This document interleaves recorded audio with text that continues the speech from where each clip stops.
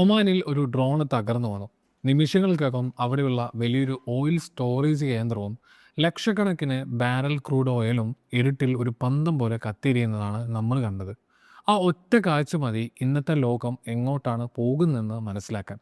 നമ്മളിൽ പലരും ഉറങ്ങിക്കിടക്കുമ്പോൾ യുദ്ധം, പണം, ജോലി, പിന്നെ നമ്മുടെ ഭാവി എന്നിവയെക്കുറിച്ചുള്ള തീരുമാനങ്ങൾ നമുക്ക് മുകളിൽ നടന്നുകൊണ്ടിരിക്കുകയാണ്. നമ്മൾ ഒരിക്കലും കാണാത്ത സ്ഥലങ്ങളിൽ, നമ്മൾ ഒരിക്കലും നേരിൽ കാണാത്ത ആളുകൾ ചേർന്നാണ് ഇതൊക്കെ തീരുമാനിക്കുന്നത്. നാളെ രാവിലെ എഴുന്നേറ്റ് നിങ്ങൾ വാർത്തകൾ നോക്കുമ്പോൾ 2 യുദ്ധങ്ങൾ എന്നൊക്കെ വായിക്കാം. അതൊക്കെ വെറും വാർത്താ തലക്കെട്ടുകളായിട്ട് മാത്രം തോന്നിയേക്കാം. എന്നാൽ ഈ വീഡിയോ കണ്ട് തീരുമ്പോഴേക്കും നിങ്ങൾക്ക് ഒരു കാര്യം മനസ്സിലാകും. ആ വാർത്തകൾ യഥാർത്ഥത്തിൽ നിങ്ങളുടെ പെട്രോൾ ബില്ലിനെയും ജോലിയെയും എന്തിനേയും നിങ്ങളുടെ അടുത്ത നേരത്തെ ഭക്ഷണത്തെയും കുറിച്ചുള്ളതാണെന്ന്. ഒമാനിലെ ആ ഡ്രോൺ ആക്രമണത്തിൽ നിന്നോ തീപിടുത്തത്തിൽ നിന്നും തന്നെ നമുക്ക് തുടങ്ങാം. സെലാല പോർട്ടിലെ പ്രധാനപ്പെട്ട ഒരു ഓയിൽ സ്റ്റോറേജ് കേന്ദ്രത്തിലാണ് ഡ്രോണ് വന്നിടിച്ചത്. ഏതെങ്കിലും ഒരു ചെറിയ ടാങ്കിനെ കുറിച്ചല്ല നമ്മൾ പറയുന്നത്. വലിയ അളവിൽ ക്രൂഡ് ഓയിൽ സൂക്ഷിച്ചിരുന്ന വലിയൊരു സ്റ്റോറേജ് കേന്ദ്രത്തെക്കുറിച്ചാണ്. ആ ഡ്രോണ് വരുന്നു, പൊട്ടിത്തെറിക്കുന്നു. നിമിഷങ്ങൾക്കുള്ളിൽ ആ സ്ഥലം മുഴുവൻ കത്തിയിരിയുന്നു. പുറത്തു വന്ന വീഡിയോകളിൽ തീജ്വാലകൾ ആകാശത്തേക്ക് ഉയരുന്നതും കറുത്ത പുക ആ പോർട്ട് മുഴുവൻ മൂടുന്നതും ആളുകൾ പേടിച്ചോടുന്നതും കാണാം. ഇതൊരു കെട്ടിടത്തിന് നേരെയുള്ള ആക്രമണം മാത്രമല്ല, ലോകത്തിൻ്റെ എനർജി സപ്ലൈയുടെ പ്രധാന ഞരമ്പ് കുത്തിവെച്ച് മുറിക്കുന്നതിന് തുല്യമാണിത്. മാപ്പിൽ നോക്കിയാൽ ഒമാൻ ഒരു ചെറിയ ഗൾഫ് രാജ്യമായിട്ട് തോന്നാം. പക്ഷേ അവിടുത്തെ ഓയിൽ ടാങ്കുകളും പോർട്ടുകളും ലോക സമ്പദ് വ്യവസ്ഥയുടെ രക്തയോട്ടത്തിൻ്റെ ഭാഗമാണ്. ഇവിടെയാണ് ഇതിൻ്റെ രാഷ്ട്രീയം കൂടുതൽ സങ്കീർണമാവുന്നത്. കഴിഞ്ഞ ദിവസം മാത്രമാണ് ഒമാൻ ഭരണാധികാരികൾ ഇറാന്റെ പുതിയ പരമോന്നത നേതാവിനെ ആശംസകൾ അറിയിച്ചത്. നയതന്ത്രപരമായിട്ടുള്ള മര്യാദകൾ, ഒഫീഷ്യലായിട്ടുള്ള ആശംസകൾ, ഫോട്ടോ എടുക്കൽ, ചിരികൾ ഒക്കെ അവിടെ നടന്നു. എന്നാൽ ഇന്ന് പെട്ടെന്നാണ് ഒമാനിലെ ഓയിൽ കേന്ദ്രങ്ങൾക്ക് നേരെ ഉണ്ടായ ആക്രമണത്തിന് പിന്നിൽ ഇറാൻ നിർമ്മിത ഡ്രോണുകളാണെന്നുള്ള വാർത്ത വരുന്നത്. അതേസമയം ചില ഇസ്രായേലി മീഡിയകൾ ഈ വാർത്ത വലിയ പ്രാധാന്യത്തോടെ അവരുടേതായിട്ടുള്ള രീതിയിൽ ദൃശ്യങ്ങൾ സഹിതം അവതരിപ്പിക്കുന്നുണ്ട്. അതായത്, ഒരു വശത്ത് നയതന്ത്രം, മറുവശത്ത് നാശം. ഇതിനിടയിൽ ജോലിക്ക് പോയി സുരക്ഷിതമായിട്ട് വീട്ടിൽ തിരിച്ചെത്താൻ ആഗ്രഹിക്കുന്ന സാധാരണക്കാരായിട്ടുള്ള കുറച്ച് മനുഷ്യരും. എന്നാൽ ഇന്ന് നമ്മൾ ഒമാനെക്കുറിച്ച് മാത്രമല്ല പറയുന്നത്. ലബനനിലും കാര്യങ്ങൾ പൊക്കെയാണ്. ഹിസ്ബുള്ള ഇസ്രായേലിലേക്ക് 100-ലധികം റോക്കറ്റുകളാണ് പ്രയോഗിച്ചിട്ടുള്ളത്. ഇസ്രായേൽ ഇതിനെ വെറും ഒരു റോക്കറ്റ് ആക്രമണം ആയിട്ടല്ല കാണുന്നത്, മറിച്ച് ഇതൊരു തുറന്ന യുദ്ധ പ്രഖ്യാപനമായിട്ടാണ് അവരെ കണക്കാക്കുന്നത്. ഇസ്രായേൽ ഇപ്പോൾ ലബനനോട് വളരെ വ്യക്തമായിട്ട്, ഒരുപക്ഷെ ക്രൂരമായി തന്നെ പറയുകയാണ്: നിങ്ങൾ ഹിസ്ബുള്ളയെ നിയന്ത്രിച്ചില്ലെങ്കിൽ, അവരെ തടഞ്ഞില്ലെങ്കിൽ, നിങ്ങളുടെ രാജ്യത്തെ ഓരോ കെട്ടിടവും ഞങ്ങൾ ലക്ഷ്യമിടും. സർക്കാർ കെട്ടിടമെന്നോ സ്വകാര്യ കെട്ടിടമെന്നോ വീടുകളെന്നോ കടകളെന്നോ ഉള്ള വ്യത്യാസം അവർ നോക്കുന്നില്ല. അവർ പറയുന്നു ഇത്രമാത്രം: ഹിസ്ബുള്ള എവിടെ ഒളിച്ചാലും ആ പ്രദേശം മുഴുവൻ ഞങ്ങൾ ആക്രമിക്കും. ലബനൻ്റെ തലസ്ഥാനമായിട്ടുള്ള ബെയ്റൂട്ട് ഒരു ചെറിയ നഗരമല്ല. ചരിത്രവും സംസ്കാരവും ഒരുപാട് കുടുംബങ്ങളും അവരുടെ സ്വപ്നങ്ങളും ഒക്കെയുള്ള വലിയൊരു തിരക്കേറിയിട്ടുള്ള നഗരമാണത്. എന്നിട്ടും യുദ്ധവിമാനങ്ങളും മിസൈലുകളും നിയന്ത്രിക്കുന്നവരുടെ കണ്ണിൽ ഇന്ന് ആ നഗരവും ഒരു യുദ്ധക്കളമാണ്. നാളെ രാവിലെ നിങ്ങൾ എഴുന്നേറ്റ് ഈ വീഡിയോ കാണുമ്പോഴേക്കും സമാന്തരമായിട്ട് നടക്കുന്ന 2 യുദ്ധങ്ങളെക്കുറിച്ച് നിങ്ങൾ വായിക്കാൻ വലിയ സാധ്യതകളുണ്ട്.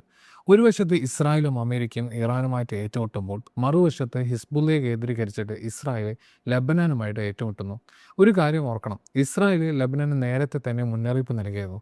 ഹിസ്ബുള്ളയെ നിയന്ത്രിച്ചില്ലെങ്കിൽ ഞങ്ങൾ ആക്രമണം വ്യാപിപ്പിക്കും എന്ന് അവർ പറഞ്ഞതാണ്.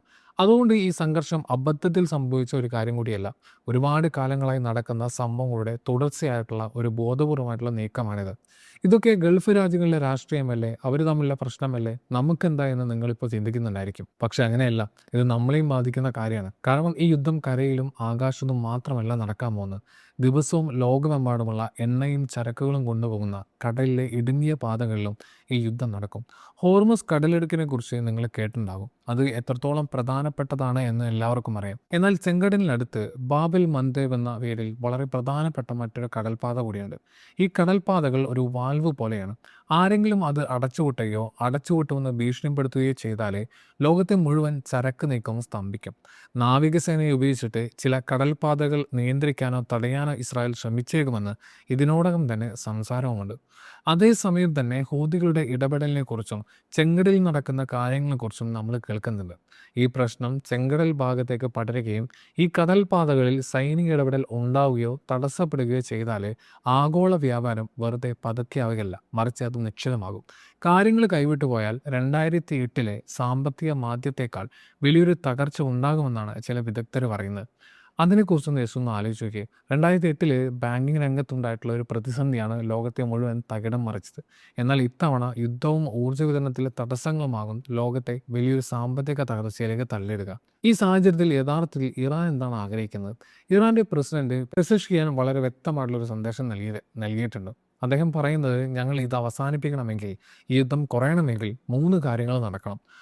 ഒന്നാമതായിട്ട് ഇറാന്റെ ന്യായമായിട്ടുള്ള അവകാശങ്ങൾ അംഗീകരിക്കണം. അതായത് ഇറാൻ എന്ത് ചെയ്യണം, എന്ത് ചെയ്യരുത് എന്ന് മറ്റു രാജ്യങ്ങൾ തീരുമാനിക്കാൻ പാടില്ല, പ്രത്യേകിച്ച് അവരുടെ സ്വന്തം രാജ്യത്ത്. രണ്ടാമതായിട്ട് തങ്ങൾക്കുണ്ടായിട്ടുള്ള നഷ്ടങ്ങൾക്ക് ഇറാൻ നഷ്ടപരിഹാരം ആവശ്യപ്പെടുന്നു.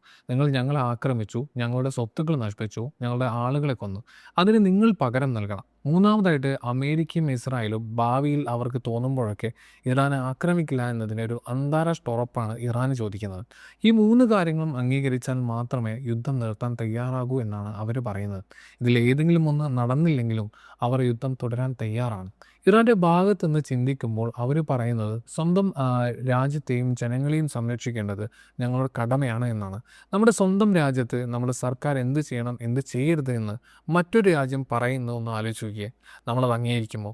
ഇറാൻ പറയുന്നത് ഇതാണ്, പുറത്തുനിന്നുള്ളവർ ഞങ്ങളുടെ കാര്യങ്ങൾ തീരുമാനിക്കുന്നത് ഞങ്ങൾ അനുവദിക്കില്ല, പ്രത്യേകിച്ച് ഞങ്ങളുടെ ജനങ്ങൾ ഭീഷണി നേരിടുമ്പോൾ. അവർ ആ ഉറപ്പുകൾ ചോദിക്കുമ്പോൾ അവർ യഥാർത്ഥത്തിൽ ലോകത്തോട് ചോദിക്കുന്ന ഇതാണ്, നിങ്ങൾ ഇതെല്ലാം വെറുതെ നോക്കി നിൽക്കുകയാണോ, അതോ ഞങ്ങൾക്കും ശത്രുക്കൾക്കും ഇടയിൽ നിങ്ങൾ നിൽക്കുമോ എന്നുള്ളതാണ്. ഇതൊക്കെ കേൾക്കുമ്പോൾ വലിയ അന്താരാഷ്ട്ര വിഷയങ്ങൾ ആണെന്നും വളരെ ദൂരെ നടക്കുന്ന കാര്യങ്ങളാണെന്നൊക്കെ നമുക്ക് തോന്നും. എന്നാൽ ഇതിൻ്റെ യഥാർത്ഥ ബുദ്ധിമുട്ടുകൾ തുടങ്ങുന്നത് നിങ്ങളുടെ നാട്ടിലെ കടകളിലും പെട്രോൾ പമ്പിലും പലചരക്ക് കടയിലുമൊക്കെ ആയിരിക്കും. ഗ്യാസ് സപ്ലൈ കുറവാണ്, ചരക്ക് വരാൻ വൈകും, അല്ലെങ്കിൽ അടുത്ത മാസം വില കൂടും എന്നൊക്കെ പലയിടത്തും ആളുകൾ ഇപ്പോൾ തന്നെ കേട്ട് തുടങ്ങിയിട്ടുണ്ട് എന്നുള്ളതാണ് യാഥാർത്ഥ്യം. ആദ്യം കേൾക്കുമ്പോൾ ഇതൊക്കെ ചെറിയ പ്രശ്നങ്ങളായിട്ട് തോന്നും. എന്നാൽ ഇതൊക്കെ വരാൻ പോകുന്ന വലിയ ആപത്തിൻ്റെ മുന്നറിയിപ്പുകളാണ്. ക്രൂഡ് ഓയിൽ വില കുത്തനെ കൂടുമ്പോൾ മറ്റെല്ലാ സാധനങ്ങളുടെയും വിലയും പതുക്കെ കൂടും. വണ്ടിക്കൂലി കൂടും, വളത്തിന് വില കൂടും, ഭക്ഷണം ഉണ്ടാക്കാനും ചിലവ് കൂടും.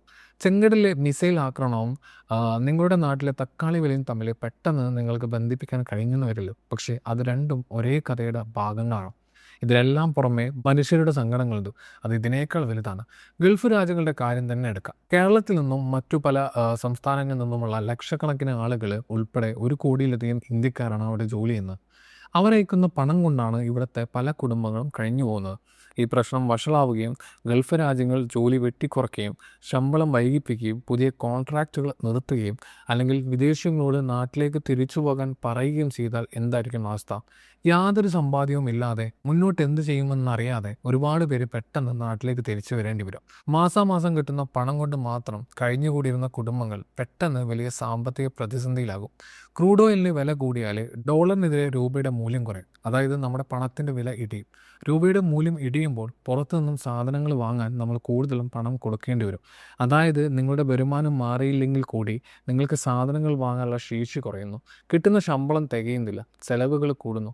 അതുപോലെ ചെറിയ ചെറിയ സന്തോഷങ്ങളൊക്കെ വേണ്ടെന്ന് വെക്കേണ്ടി വരും എന്ന് നിങ്ങൾക്ക് തോന്നിത്തുടങ്ങും. വിലക്കയറ്റം ഉണ്ടാകും. ഇത് നിയന്ത്രിക്കാൻ പലിശ നിരക്ക് കൂടിയേക്കാം. അത് നിങ്ങളെടുക്കുന്ന ലോണിനെയും EMI-യെയും വീട് പണിയെയും ബിസിനസ്സിനെയും എല്ലാം ബാധിക്കാം. ഒമാനിലെ ഒരു ഡ്രോൺ ആക്രമണത്തിലും ലെബനാനിലെ റോക്കറ്റ് ആക്രമണത്തിലും തുടങ്ങിയ പ്രശ്നങ്ങൾ അവസാനം നിങ്ങളുടെ നാട്ടിലെ തൊഴിലില്ലായ്മയിലും വിലക്കയറ്റത്തിലുമാണ് ചെന്നെത്തുക. ഇതേ സമയം തന്നെ ഇതിൻ്റെയൊക്കെ പിന്നിൽ വലിയൊരു സൈനിക നീക്കം തന്നെ നടക്കുന്നുണ്ട്. ഉദാഹരണത്തിന് റൊമാനിയയുടെ കാര്യം തന്നെ എടുക്കാം. ഈ യുദ്ധവുമായി ബന്ധപ്പെട്ട ആവശ്യങ്ങൾക്ക് അമേരിക്കയ്ക്ക് അവരുടെ ആകാശപരിധിയും എയർബേസുകളും ഉപയോഗിക്കാമെന്നും 100 കണക്കിന് അമേരിക്കൻ സൈനികരെ അവിടെ നിർത്താമെന്നും റൊമാനിയ ഇപ്പോൾ അമേരിക്കയോട് പറഞ്ഞിട്ടുണ്ട്. മാപ്പിൽ നോക്കിയാൽ റൊമാനിയ ഇറാൻ്റെ അടുത്താണുള്ളത്. അവിടെ നിന്ന് ആക്രമണം ഉണ്ടായാൽ ഇറാൻ്റെ മിസൈലുകൾക്ക് റൊമാനിയയിലും എത്താൻ കഴിയും. കൂടുതൽ രാജ്യങ്ങൾ ഈ യുദ്ധത്തിലേക്ക് വലിച്ചിഴക്കപ്പെടുകയാണ്. ചിലപ്പോൾ പരോക്ഷമായിട്ട്, ചിലപ്പോൾ നേരിട്ട്. ഓരോ പുതിയ രാജ്യം ഇതിലേക്ക് വരുമ്പോഴും അപകട സാധ്യത കൂടുകയാണ്. അതുപോലെ തെറ്റായ തീരുമാനങ്ങൾ എടുക്കാനുള്ള സാധ്യതയും കൂടുന്നുണ്ട്. വളരെ പ്രധാനപ്പെട്ട മറ്റൊരു കാര്യം കൂടിയുണ്ട്. ഹോർമസ് കടലിടുക്കിൽ മൈനുകൾ നിക്ഷേപിക്കാൻ കഴിയുന്ന കപ്പലുകളെക്കുറിച്ച് നമ്മൾ നേരത്തെ കേട്ടിരുന്നു. ഇറാൻ്റെ അത്തരം 28 കപ്പലുകൾ അടുത്തിടെ തകർക്കുകയോ മുക്കുകയോ ചെയ്തതായിട്ട് ഒരു വിവരമുണ്ട്. അത് സത്യമാണെങ്കിൽ ഈ പ്രധാനപ്പെട്ട കടൽപാതകളിൽ ഇറാൻ മൈനുകൾ വെക്കുന്നത് തടയാൻ അമേരിക്കയും അവരുടെ സഖ്യകക്ഷികളും ശക്തമായിട്ട് ശ്രമിക്കുന്നുണ്ട് എന്നുള്ളതാണ് അതിനർത്ഥം. ലളിതമായിട്ട് പറഞ്ഞാൽ അവരുടെ ആവശ്യങ്ങൾക്കനുസരിച്ച് കടലും ആകാശവും കരയും നിയന്ത്രിക്കാനാണ് ഇരുപക്ഷവും ശ്രമിച്ചുകൊണ്ടിരിക്കുന്നത്.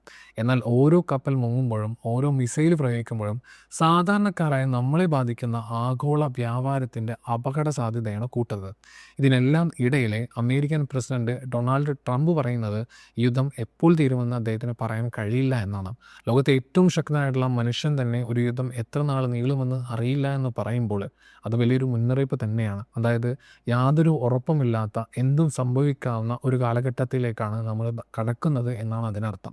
സ്റ്റോക്ക് മാർക്കറ്റുകൾ താഴ്ന്നേക്കാം, വീണ്ടും ഉയർന്നേക്കാം, പണത്തിൻ്റെ മൂല്യത്തിൽ വലിയ മാറ്റങ്ങൾ ഉണ്ടായേക്കാം. അതുപോലെ ജനങ്ങൾക്ക് വേണ്ടി എന്തെങ്കിലും ചെയ്യണം എന്ന സമ്മർദ്ദം എല്ലാ സർക്കാരുകൾക്കും മേലും ഉണ്ടാകും.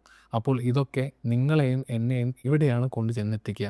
എവിടെയോ നടക്കുന്ന വളരെ ദൂരെയാണെന്ന് തോന്നുന്ന ഒരു യുദ്ധം ജോലി നഷ്ടമായിട്ടും വിലക്കയറ്റമായിട്ടും അരക്ഷിതാവസ്ഥയായിട്ടും പതുക്കെ നമ്മുടെ വീടുകളിലേക്ക് കയറി വരുന്ന ഒരു ലോകത്താണ് നമ്മൾ നിൽക്കുന്നത്. ടെഹ്റാനിലും ടെല്ലവീവിലും വാഷിങ്ടണിലും ബെയ്റൂട്ടിലും മസ്കറ്റിലും ബുക്കാറസ്റ്റിലും എടുക്കുന്ന തീരുമാനങ്ങൾ നിങ്ങളുടെ വീട്ടിലെ പാചകവാതത്തിൻ്റെ വില നിശ്ചയിക്കുന്ന ഒരു ലോകത്താണ് നമ്മളിന്ന് ജീവിക്കുന്നത്. ഇന്നത്തെ കാലത്ത് യുദ്ധം എന്നത് സൈനികർക്കും അതിർത്തികൾക്കിടയിൽ മാത്രം നടക്കുന്ന ഒന്നല്ലെന്ന് ഇത് നമ്മളെ ഓർമ്മിപ്പിക്കുന്നുണ്ട്. ചരക്ക് നീക്കങ്ങളെയും വ്യാപാര പാതകളെയും ഡിജിറ്റൽ സംവിധാനങ്ങളെയും ഒരു രാജ്യത്തെ പ്രശ്നങ്ങൾ മറ്റു രാജ്യത്തെ അടുക്കളയുമായിട്ട് ബന്ധിപ്പിക്കുന്ന അദൃശ്യമായിട്ടുള്ള ചരട് പോലെയുമാണത്. നിങ്ങളെ പേടിപ്പിക്കുക എന്നതല്ല എൻ്റെ ലക്ഷ്യം, മറിച്ച് നിങ്ങളിതിനൊക്കെ തയ്യാറെടുക്കാൻ സഹായിക്കുക എന്നതാണ്. രാവിലെ നിങ്ങൾ വാർത്ത കാണുമ്പോൾ ഒമാനിലെ കത്തിയെരിയുന്ന ഓയിൽ ടാങ്കുകളോ ഇസ്രായേലിന് മുകളിലെ റോക്കറ്റുകളോ ബെയ്റൂട്ടിലെ വ്യോമാക്രമണങ്ങളോ ഇറാൻ്റെ പ്രസിഡന്റ് പ്രസ്താവനകളൊക്കെ കാണുമ്പോൾ അതിനു പിന്നിലെ ആരും അറിയാത്ത ആ ബന്ധം നിങ്ങൾ മനസ്സിലാക്കണം. ഇതൊരിക്കലും അവരുടെ മാത്രം യുദ്ധമല്ല എന്ന് നിങ്ങൾ മനസ്സിലാക്കണം. നമ്മളെല്ലാം ബാധിക്കാൻ സാധ്യതയുള്ള ഒന്നുകൂടിയാണിത്.